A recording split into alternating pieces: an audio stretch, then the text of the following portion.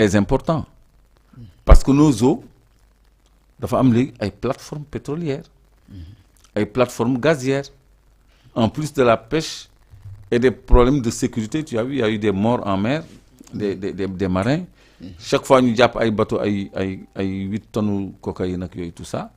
Bon, immigration clandestine, donc la sécurité maritime, c'est un pendant important du ministère de l'économie maritime ou de la pêche, ou de, je ne sais pas, direction bu am solo la. Donc il y a beaucoup de directions yoo xam ne mënuma leen wax yëpp. ñoom ni ñuy xalaatee pour mettre ay ministères ak ay ministres parce que ministères yi tamit foog ñu regrouper leen moo tax ma ne ministère. Vraiment waaw. noonu la ñuy xalaatee aussi. Comme par exemple ñu tuddee ministère de l'éducation, de la formation professionnelle, de l'enseignement supérieur. Déjà boobu day nekk 3 ministères la woon. dañu regrouper leen def leen benn ministère. Économie ak. benn ministère boobu. mooy ministère de l'éducation nationale. L'éducation nationale regroupe la direction de l'alphabétisation, qui est devenu le ministère de l'alphabétisation. Regroupe l'enseignement supérieur de la recherche scientifique, qui est devenu un ministère de l'enseignement supérieur de la recherche scientifique. Donc, tout ça, c'était le ministère de l'éducation nationale. Donc, ça regroupe budget, économie, finance, c'est un même ministère.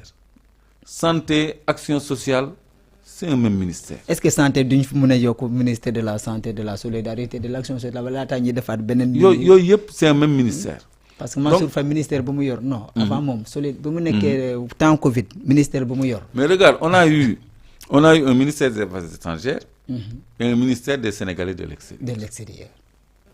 Et à côté un ministère de la coopération. 3 domaines qui dépendent d'un seul bloc, d'un seul corps. Donc, je crois qu'on a un ministère de l'Intérieur.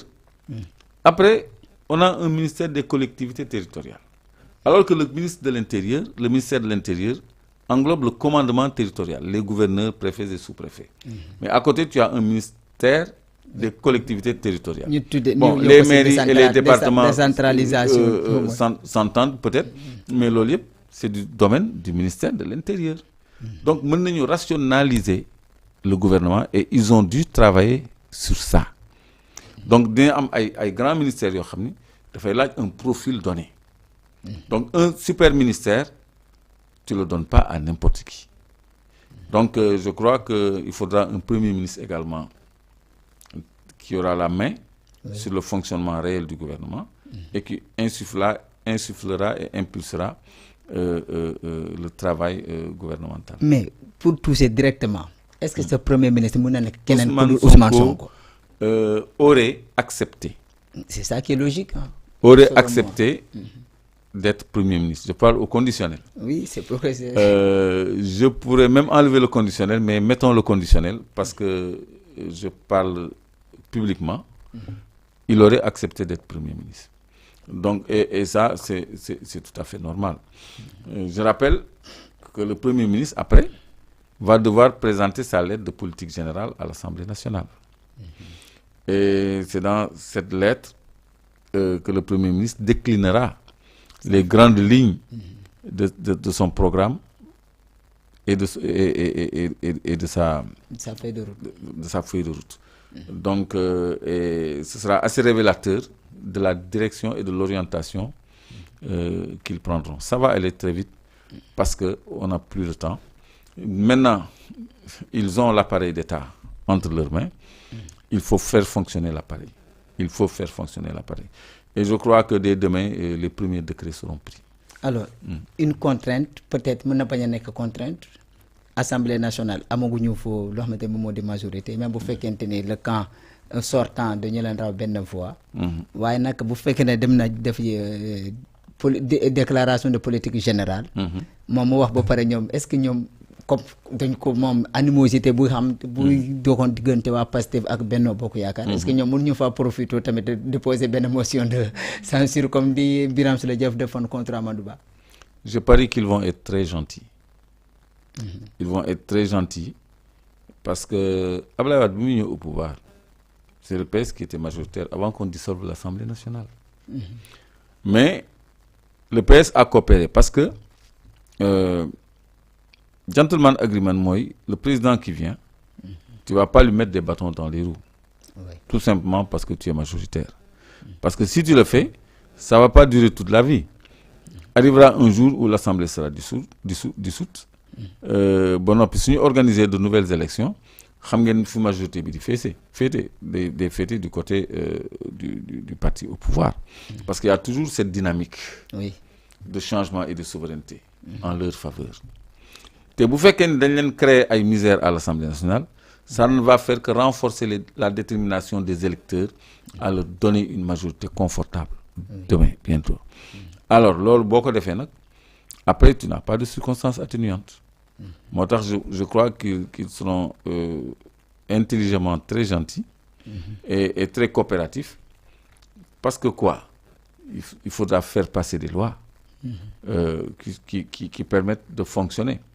Mais s'ils font de la résistance, le 31 juillet, l'Assemblée nationale aura 2 ans. Et ce ne sera pas au-delà du 31 juillet. Donc, ils n'ont pas intérêt à faire obstacle. Donc, je ne pense pas du tout à une motion de censure. Pas du tout. Parce que c'est une élection sans problème.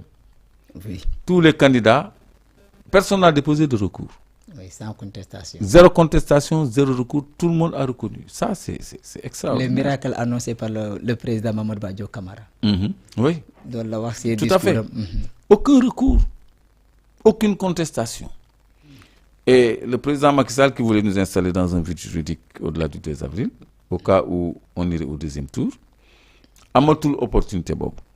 Donc maintenant, le peuple a réglé le problème au 1er tour. Donc voilà. Attendons de voir. Il y a quelque chose qui manque de fondamental dans cette cérémonie de prestation de serment. Oui. Et de passation de pouvoir. Parce que il y a le problème de la déclaration de patrimoine.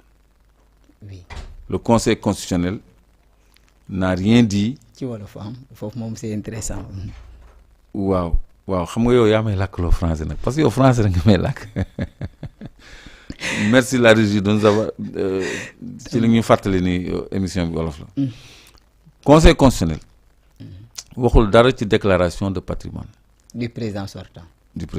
Macky Sall bu mu génnee. Waaw. Parce que il vient de 12 ans de règne. Donc dafa war a def déclaration de patrimoine. Comme moom de dem na. Hein? Dem na de. C'est pas trop tard. Peut-être qu'il l'a fait. C'est pas encore publié peut-être. Parce que Conseil constitutionnel moo am pour publier. Moom mën na ko déposer démb. Wala tey. Conseil constitutionnel enregistré ko.